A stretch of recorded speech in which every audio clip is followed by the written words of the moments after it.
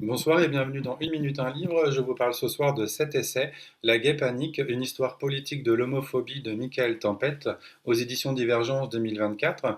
Alors tout d'abord, concernant Michael Tempête, il est l'un des membres de la revue de la dissidence sexuelle Trou Noir, dans laquelle il contribue régulièrement à des articles sur l'homophobie, les pensées révolutionnaires, le cinéma et la poésie.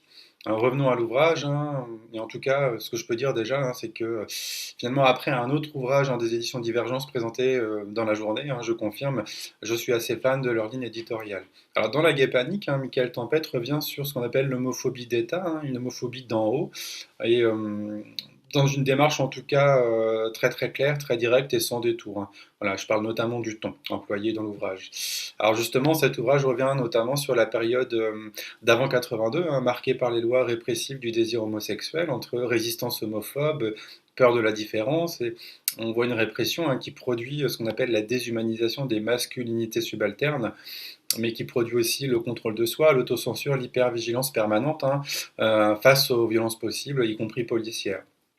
On le verra, mais du coup, même après 82, rien n'est définitivement réglé. On le voit avec le fascisme de genre contemporain qui en est un symptôme. Alors, Michael Tempête écrit très justement, l'homosexuel se construit en creux du regard homophobe, et c'est de là qu'il tire une conscience aiguë des rapports de pouvoir. C'est vraiment très juste. Et l'auteur revient notamment sur des figures et discours emblématiques. Alors, par exemple, Paul Mirguet, qui qualifiait l'homosexualité de fléau social. Et un fléau social, c'est une maladie censée atteindre durablement le corps social.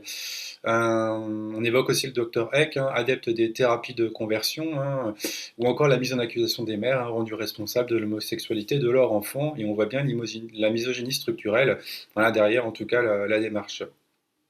Par ailleurs, l'homosexualité masculine a aussi souvent été pensée comme une haine des femmes, voire une peur des femmes aussi. Donc voilà, ça c'est aussi un point à noter. Mais finalement, alors comment définir l'homophobie? Je retiendrai la définition d'Éric Fassin, citée dans l'ouvrage, qui distingue deux registres, une approche psychologique qui parle notamment de rejet individuel, une approche idéologique qui pense l'homophobie comme hétérosexisme, c'est-à-dire une hiérarchie politique des sexualités, donc il différencie bien les deux. Et vraiment, quand on voit déjà, en tout cas, cette proposition complexe et systémique, on voit bien que cela permet de comprendre que l'homophobie peut être individuelle, collective, visible ou diffuse, directe ou indirecte.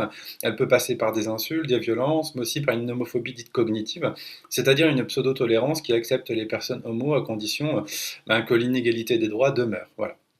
Ce qui est sûr, c'est que l'homophobie est un fléau social et non l'homosexualité, qu'elle est un mélange de peur et de haine transformé en projet politique, un désir de défiguration du désir homosexuel perçu comme menace, écrit à juste titre Michael Tempête. Alors oui, les lois discriminatoires ont été abolies, mais la situation actuelle reste profondément inquiétante. Et je voulais finir par une petite phrase voilà, que j'extrais aussi de l'ouvrage. Pour Butler, dans la peur raciste qu'éprouve finalement l'homme blanc à l'encontre du corps de l'homme noir, il y a clairement une angoisse face à la possibilité d'un échange sexuel. Voilà, je voulais poser ça là, voilà, juste comme ça. Je vous souhaite une bonne lecture, une bonne découverte et à bientôt.